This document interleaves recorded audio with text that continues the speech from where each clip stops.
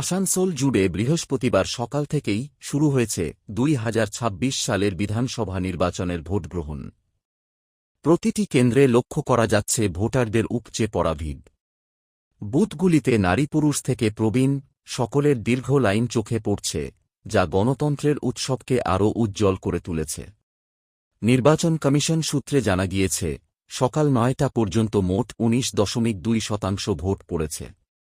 সকাল সকালই নিজের ভোটাধিকার প্রয়োগ করেছেন আসানসোল উত্তর বিধানসভা কেন্দ্রের তৃণমূল কংগ্রেস প্রার্থী মলয় ঘটক। ভোট দিয়ে তিনি বুথের বাইরে বেরিয়ে আসেন।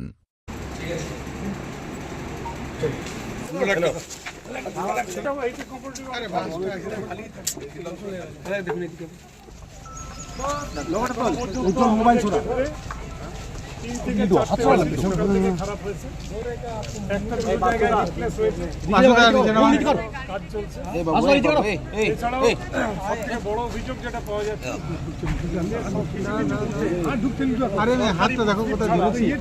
সেখানে ভোট দিতে কিন্তু সরকারি বুথ স্লিপ 100% মানুষকে দেওয়া হয়নি। তো আমরা অভিযোগ করেছি, কারণ কোনো মানুষের ভোটার লিস্টে যদি নাম থাকে এবং তার যদি ভোটার আইডেন্টিটি থাকে তাহলে এর জন্য কোনো বুথ স্লিপে। অন্যদিকে একই কেন্দ্রে বিজেপি প্রার্থী কৃষ্ণেন্দু মুখার্জিও সকালেই ভোট প্রদান করেন। সকাল থেকেই ভোটারদের উৎসাহ চোখে পড়ার মতো শান্তিপূর্ণভাবেই চলছে ভোট গ্রহণ প্রক্রিয়া। খুব ভালো, খুব শান্তিপূর্ণ ভোট হচ্ছে, ভালো লাগছে। পোলিং একটু স্লো আছে, ঠিক আছে, সবাই খুব সুন্দরভাবে এটা উৎসবের নামে যে নির্বাচন করছে। এই বুথে বরাবরই এরকম হয়, কর্পোরেশন ইলেকশন ব্যতিক্রম, বাকি সুষ্ঠুভাবে ভোট হচ্ছে আমি দেখলাম।